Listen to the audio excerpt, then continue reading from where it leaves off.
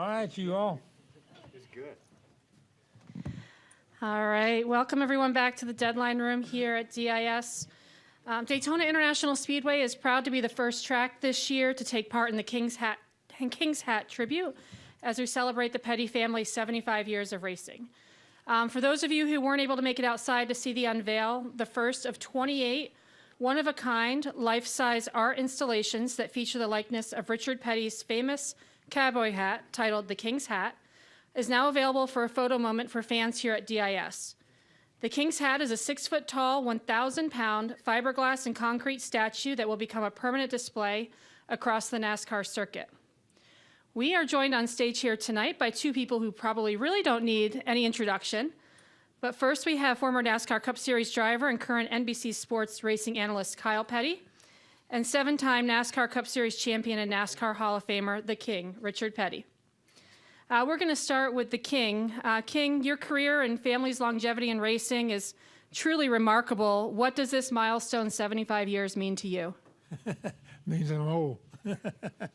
You know, I guess it's sort of a deal that we look back and say, okay, we was here when it all started, when NASCAR first started, the first Cup Series racing, and we've seen all the changes ever since they first started. I know the first 2 or 3 races we went to, we went in a family car, or went in a race car, drove it to the racetrack. When it was over, we drove home.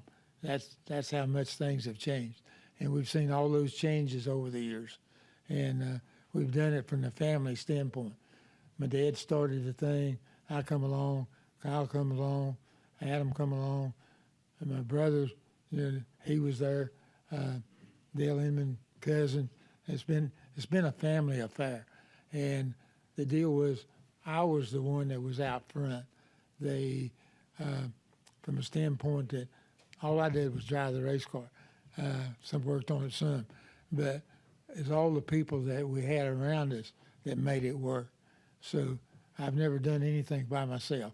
I've always had somebody pushing me, making me do things. So it's just been a long road, and it's been very successful for the Petty family.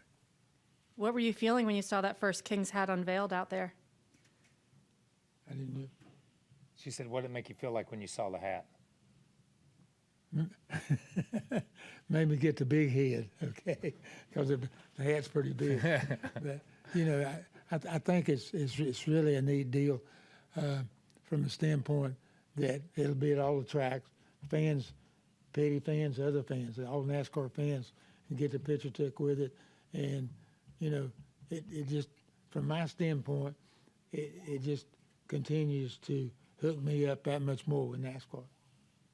And Kyle, you've talked a lot about what the fans mean to the Petty family. What does it mean to share this with all the fans over the past 75 years? So, you know, it's really cool because when you look at it, the design that's on the hat that's out here is, you know, it's pictures of my Uncle Maurice. It's my granddad. It's Adam. It's myself. It's all of us. And I think you've got to, it's pretty cool. When we sat down and we realized that this year was our 75th, that, you know, NASCAR was formed in 48, ran the first race, Granddaddy was there, that it was, you know, he was 12, 13 years old when they were in that first race. So it's pretty cool that you've got a guy that's still around that was 12 or 13 years old when they went to Darlington for the first time, when my granddad won his championships and stuff, and my dad came along. So you've got that history in our family. At the same time, you know, there's guys that have had an impact on the sport, from Jake Elder, who went to work at Petty Enterprises, or from my granddad and them in 60, 61 when I was born, that went on to win championships with Dale Earnhardt, Steve Mill, Tony Glover, Adam Stevens that's out there right now. All these guys come through Petty Enterprises. So what Petty Enterprises and the organization has meant to the sport as you look out, it's not just us, but it's really cool to think that as a family, and that's what we look at it is, and I've said it a million times to everybody in this room. We grew up in rural North Carolina, in a rural community where there were farmers, and there were lots of farmers that were 3rd and 4th generation farms. We just happened to raise race cars on our farms. And my dad followed my granddad, and I followed him, and Adam came along, and it's just what we always did and what we always knew, and we were very, very blessed to be in a sport and to be able to grow with the sport through the years. And to be able to do this, and I said it out there, I think a lot of guys in here already know this, but as we looked at the Petty family, and you look at that one thing, then the hat, the sunglasses, that stands out. That stands out more than anything else, and that represents what we've done and what he's done and what our family has done. But I said it out there. I said, I look at him, and I hope some of you guys again realize it, that he's 86, will be 87 this year. And if he had never driven a race car, he would still be that guy that had bought a ticket to the Daytona 500 every year since 1959, because he's just a race fan. And I think that in a nutshell is what our family is too.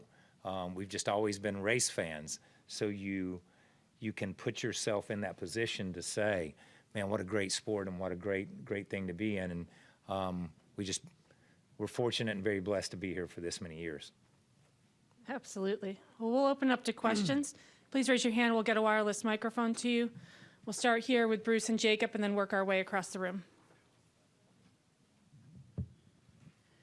If you drove the family car down, it was the same car that was in the race. What was plan B in case that car ever got in a wreck? We never had nothing but plan A. There was no plan B.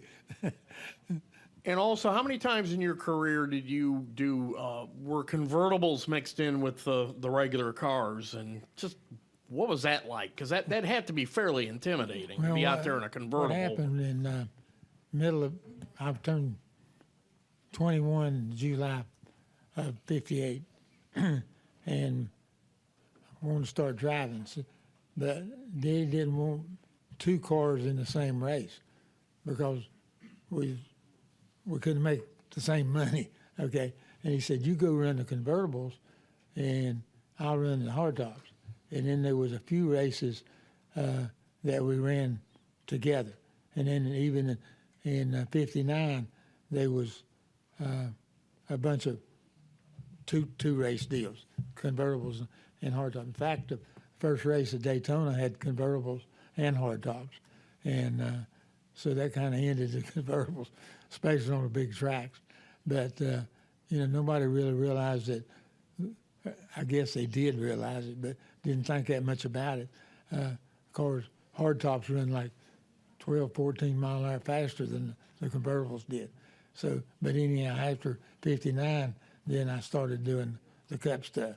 So, but really, the first win I ever had was in a convertible in 1959 at Columbia, South Carolina. But that's not counted in because all my stuff is Cup stuff. And really, if you look at it, a lot of people don't think that I run that many hardtop races in 59. It was really 1960s when my career really started and got going. Go ahead, Jacob. Jacob Zielman, Raceface Digital. One, I guess, really for both of you, and then I'll follow up with Richard. Richard, you won the race 7 times, the 500. Of those 7, and Kyle, you can maybe chime in on this as well, which one to you was the most memorable?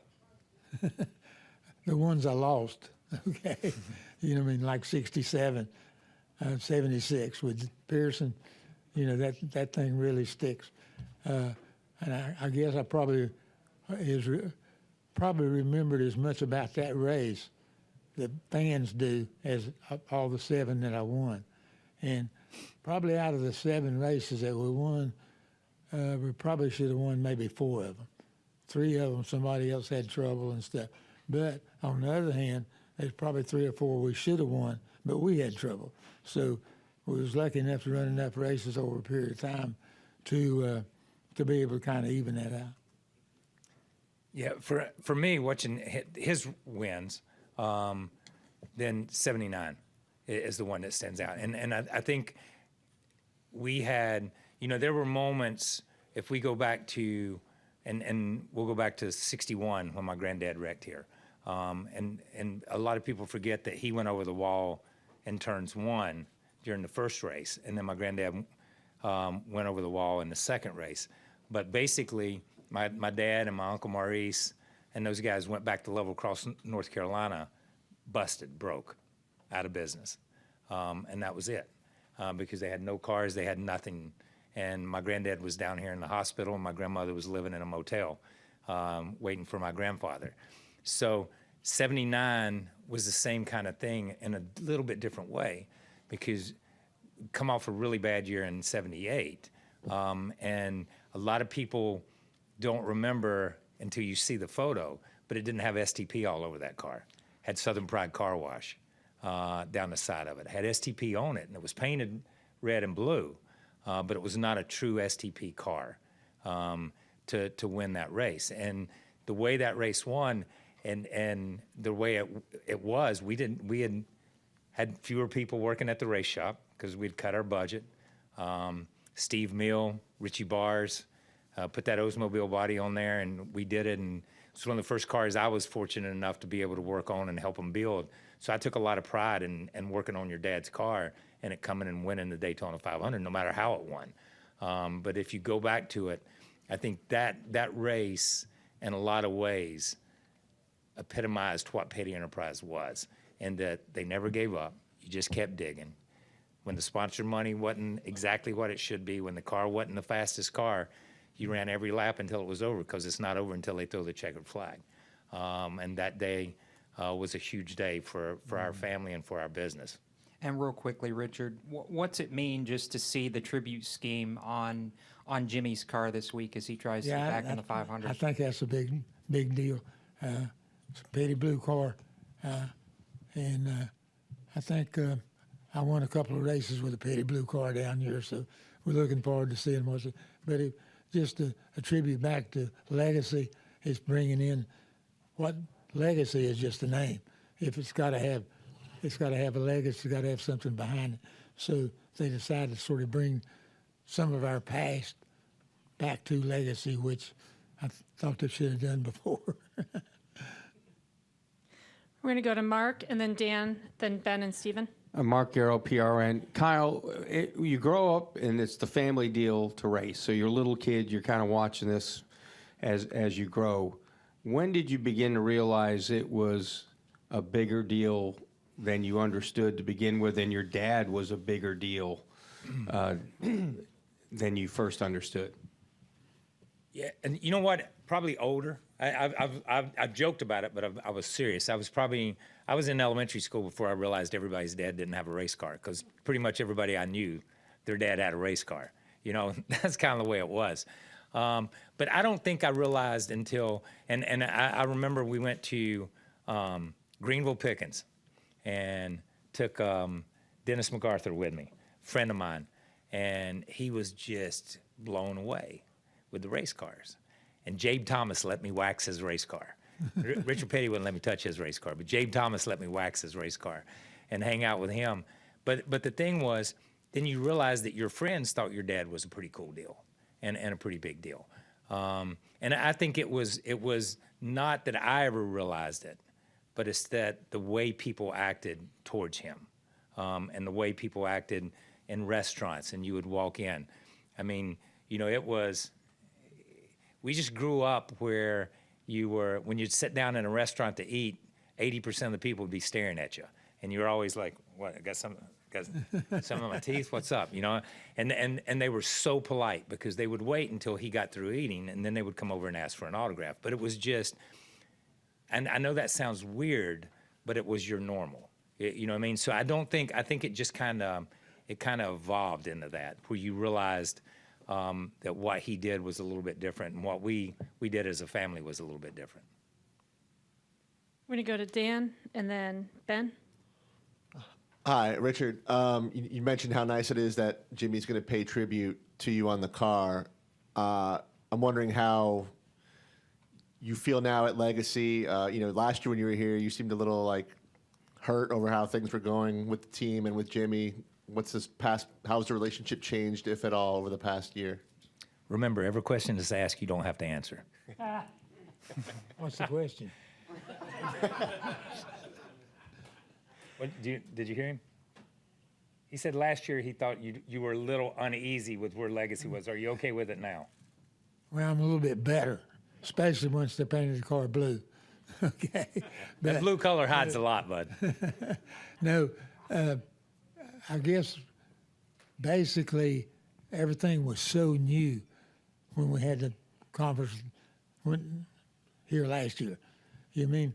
And there's been a lot of questions answered since then. So I think I've got a little bit more comfortable with it. It's not like what I'd like to see it, but from my standpoint, it's a lot better. On my end of it, anyway. I'm going to go to Ben and then Stephen. Ben White with the Fayetteville Observer. Actually got two quick ones. Okay, you won 200 races, and this is probably the millionth time you've been asked this, but I'm going to ask it again. You won against David Pearson, Bobby Allison, Buddy Baker, Cale Yarborough, Benny Parsons. What does it mean to you personally to have won 200 races against the greatest stock car drivers in the world? What does it mean to you? You know, it just happened. Okay, yeah. I just happened to be there at the same time they was, or they happened to be at the same time I was. I wasn't there with Earnhardt's or you know Gordon's, Jimmy Johnson. You mean? So how would I have fared against them, or how would they have fared against me? But if you look at the people you just brought out, those people won more races than these people ever going to go to, you know, put it together. And they did it in a 12, 15-year period. And so NASCAR started off, and it had Lee Petty, Fireball Roberts, had a few guys. Okay, they carried it along for 10 or 12 years. And I've said this before. Then me and Pearson, Allison's, Bakers, all them guys, we came along and we carried it for a while. Okay, then Earnhardt comes along, he carries it for a while. Jeff Gordon carries it for a while. Jimmy Johnson carries it for a while. We're looking for somebody to carry it. Mm-hmm. And right now we don't have anybody. Gotcha. That's my personal opinion on that. We've got some good candidates, but nobody's broke out and got themselves just a little bit better than anybody else. Everybody's pretty even now. So from one standpoint, it's good.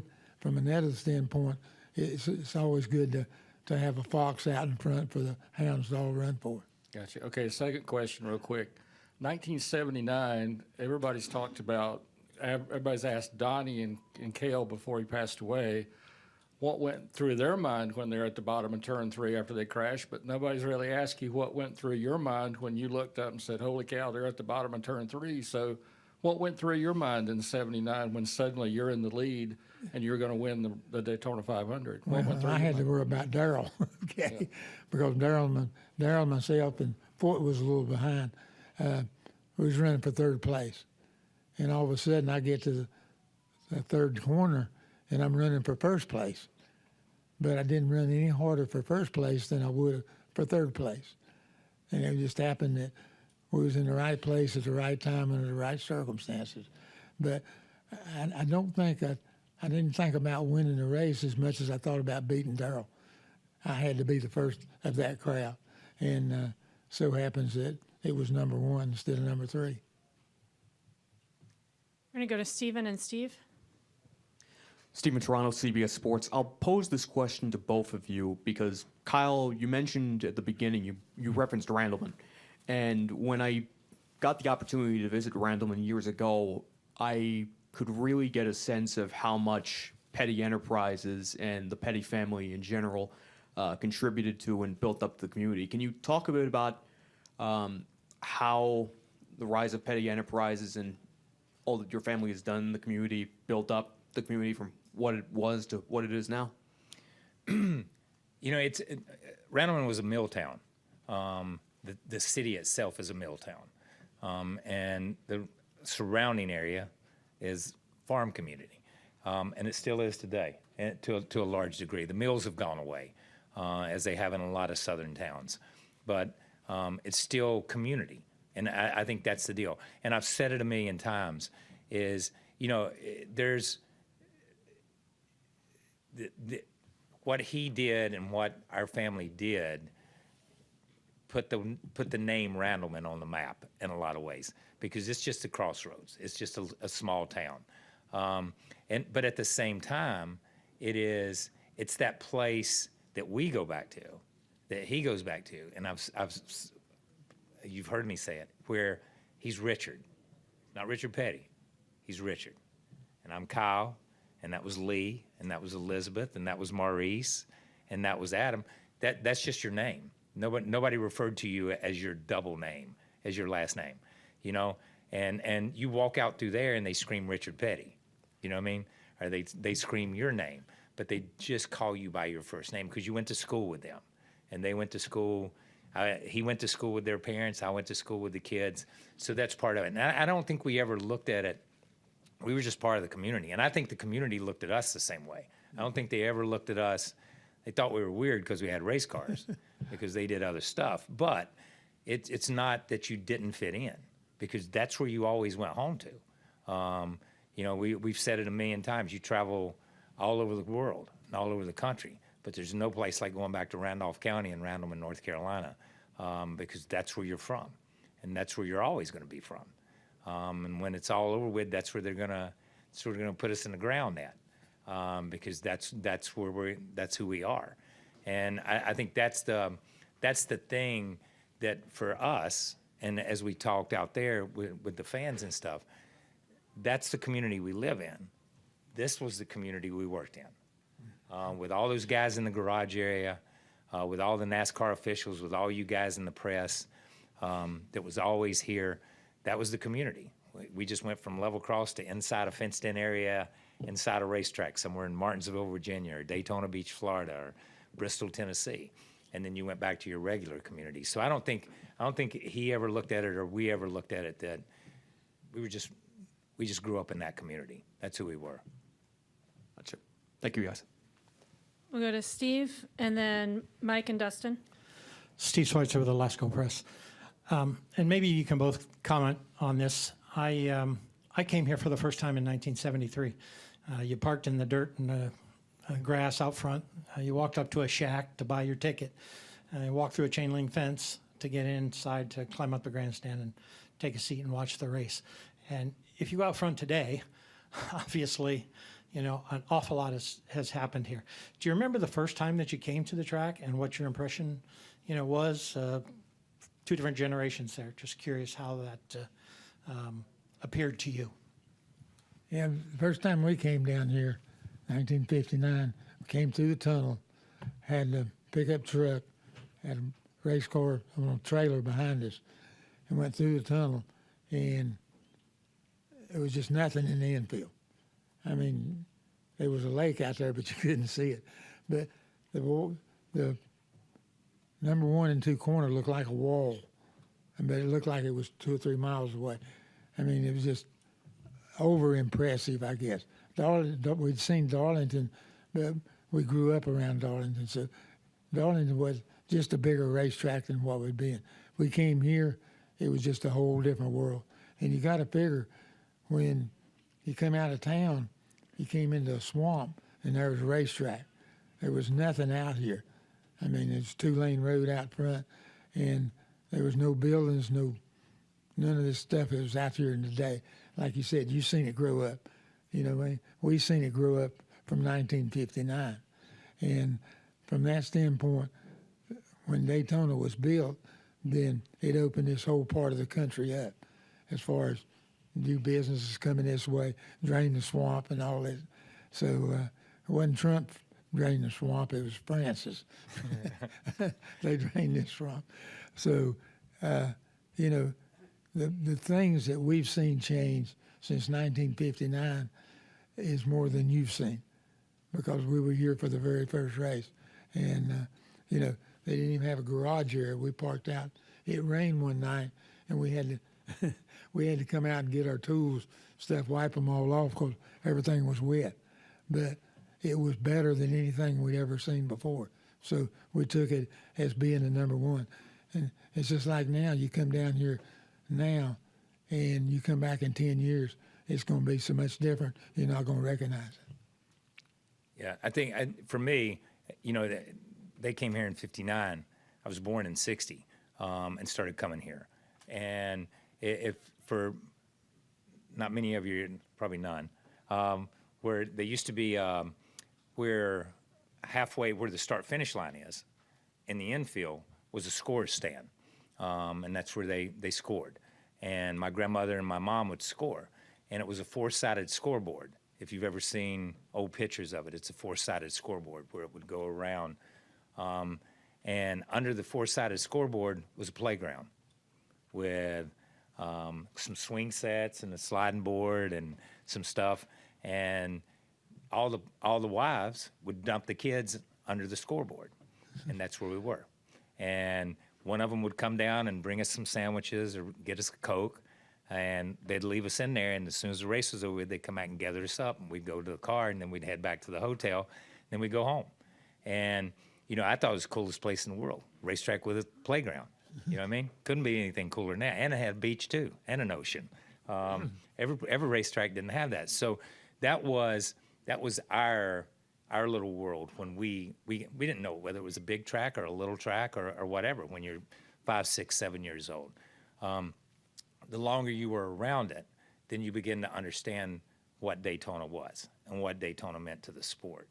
And he and I did a thing not long ago for NASCAR, and it's Daytona kind of ushered in the speedway era of the sport, because then you had Atlanta and you had Charlotte and you had over the next 8 or 10 years speedways that were built, not short track speedways that were built.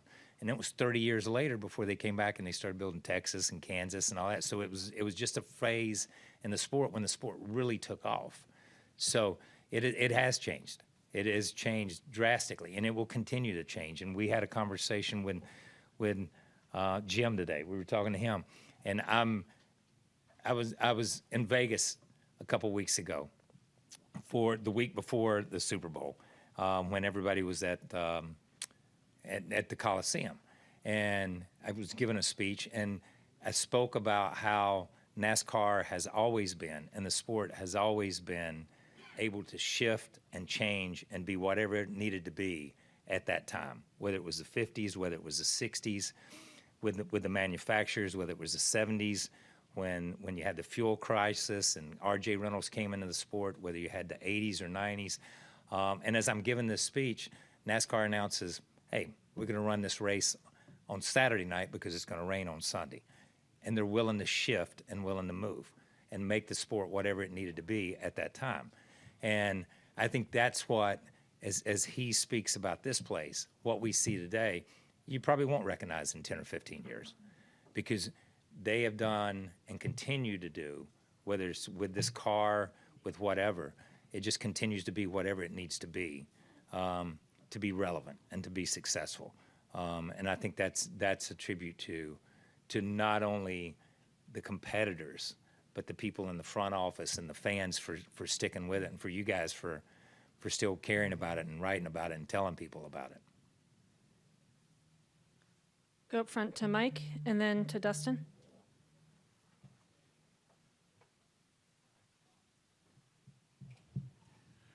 Richard, as far as I know, you were not born with a cowboy hat on. Do you remember when that started? Right here, See, he points at me. 1978, 79, somewhere along there. Yeah, early. He had When we started the boot business. Linda had a little business down there, antique business.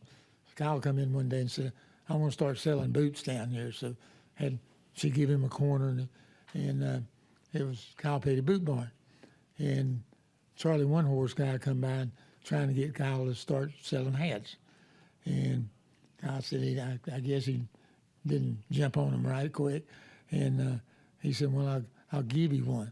And he said, "Well, maybe my daddy will wear it." Yeah. So they give me one of the hats, and I loved them. So we've been working with Charlie One Horse all these years.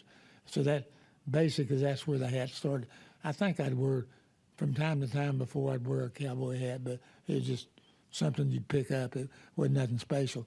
But once I got these, then the same model. Every one of them's different, but they're basically the same thing. 75 years for the Petties. Can Thad take it to 100?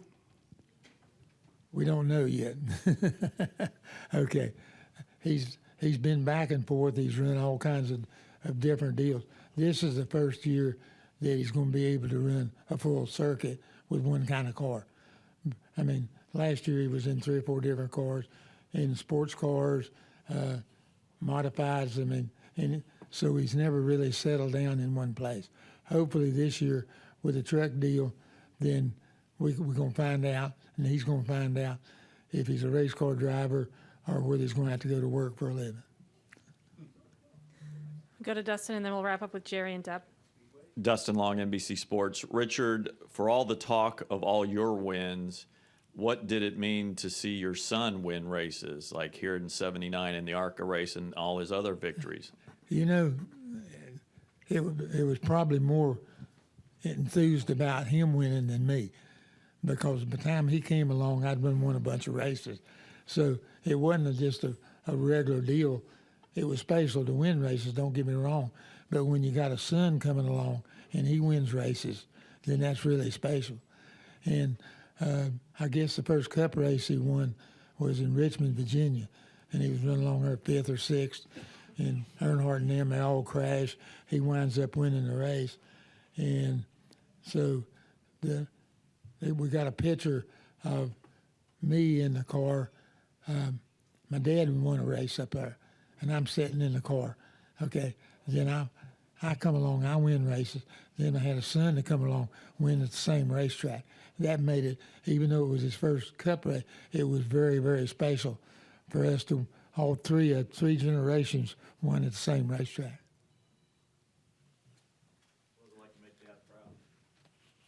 You know, I don't think you think about it at that time.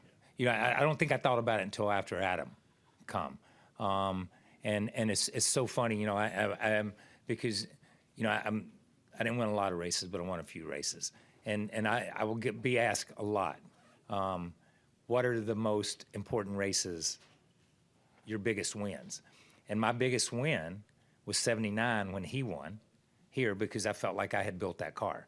I felt like that was the first car they let me weld on. That was the first car they let me put inner panels in. That's the first car they let me do things with. I'd done things before, but you were 17, 18 years old, and you helped Richie and Steve build that car. That win, and then Adam winning that ARCA race at Charlotte. Those are the 2 greatest wins that I'll ever experience in my whole life. I could have won this race 20 times, and those still 2 would rank more, because the guy I love as a dad and as a hero, to help him win something, and then to come along and be able to help your son win something and do something too.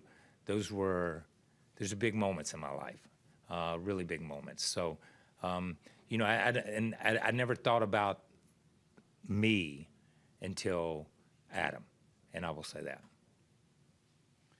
Jerry Jordan, KickingTheTires.net.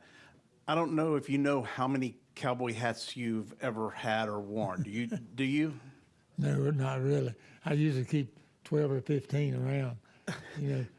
So you wear them a while, and I'll autograph them, and we give them away for auctions and stuff, for charity deals. So there's been hundreds of them, I know that. I will say this: everybody in our family has a grandfather clock from Martinsville and a cowboy hat from Richard Petty. Okay, so just do the math on that. So there's 28 of these statue hats that are going to be scattered around at NASCAR tracks. How much input do you get on what they're going to look like? And have you seen? Well, no, the way it is, I think the hats come plain, and then each racetrack puts their special stuff on it. I mean, when we come back here for July the 4th, this one here, July. Yeah, the July race in 400. October. Yeah, they change it. But anyhow, for the summer what he's race, talking about. then it'll be wrapped different. It'll look a little bit different. Okay. So every race, and every hat will be a little bit different, because they are advertising their racetrack. Yeah. They're not advertising Richard Petty. You know what I mean? They're using that hat to advertise themselves with. Yeah. So it helps me and it helps them. Yeah, it's pretty cool, because you know, when we go to Martinsville, there'll be photos of him in Martinsville victory lane, granddaddy winning at Martinsville. That when we go to Bristol, it'll be the same thing. When you go to Talladega, it'll be the same type thing. So it's all, and it's whether it's the spring race or the fall race or the summer race, whatever it may be. So the racetracks have really gotten behind it. Russell Branham helped do this one and did a great job picking the photos and doing the stuff. And it's pretty cool. It was really cool. Knew what was coming, but when you see it, it's just different. It's just cool. I'm going to wrap up with Deb. Deb Williams, Auto Week. Kind of back to what you were talking about earlier about community and growing up there. Richard, Kyle, the Petty family has always been community service oriented, giving back to the community. When you had the fan club days, you raised money for the ball fields and what was needed there. Victory Junctions on Petty family land. Richard, you were a county commissioner. Linda was on the Board of Education. Where does that all come from, to the belief and teaching to give back to the community? It just happened. You know what I mean? I think probably he sat around and got to thinking, look how fortunate I was to be able to go and make a little bit of money from time to time, and then come back and be able to help people in the community.